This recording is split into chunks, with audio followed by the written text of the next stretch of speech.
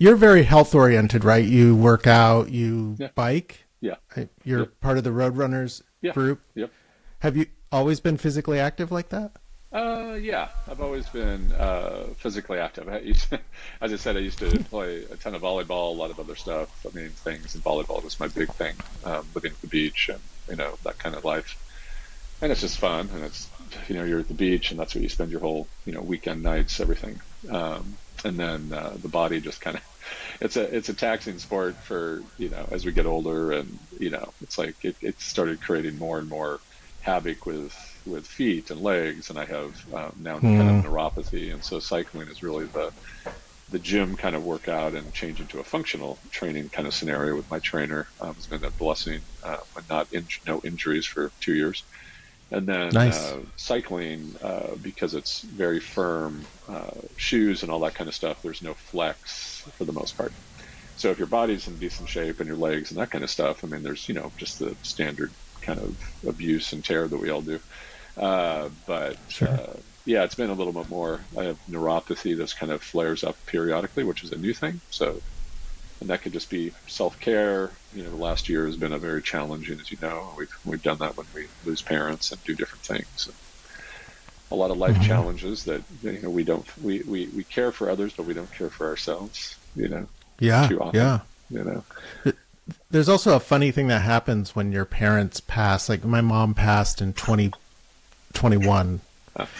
and she was the last parent to go, Yeah. and it's a weird feeling being now at the top of the of the haystack, Right. basically. Right. Right. No, that's exactly right. Yeah, and you put it in perspective. There's been a lot of loss in our community, a lot of loss in my kind of extended family and friends, some very deep, my father, and then others of recent. There's like memorial, yeah, I don't know, of late in our community, there's been so many people that have left us for direct leaving on their own accord, and others, just with illness and other stuff.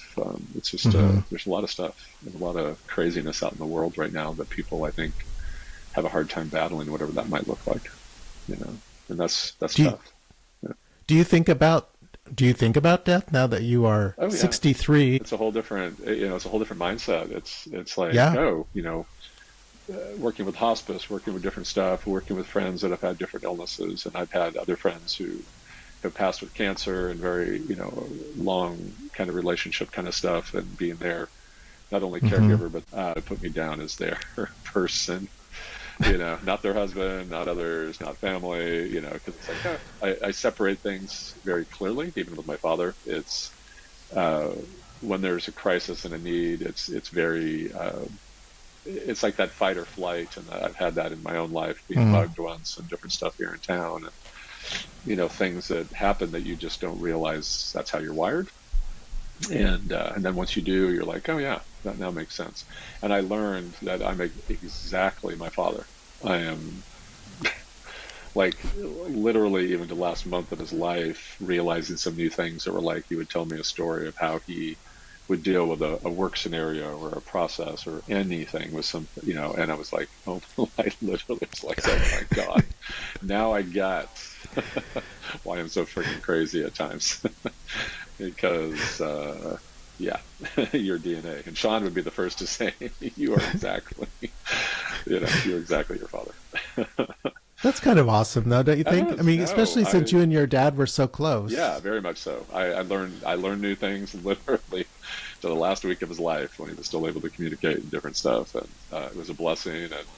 And I would never say it's a curse, but it's like, oh, that explains a lot, So I Yeah. just I organize and I channel. That's what I do by day, and that's what I do by my friends and life and myself. Is you just remove the emotion, you deal with whatever the situation, Mm. the crisis, and whatever, and then the emotion piece comes at your when it can come and when it makes sense. Um, Hmm. sometimes that can take a year. Sometimes it's watching some stupid Bugs Bunny thing, and you're like, why am I in Why tears? am I crying? Why am I crying right now? And whoever I'm with is like, um, yeah, it just brings up weird things at different times.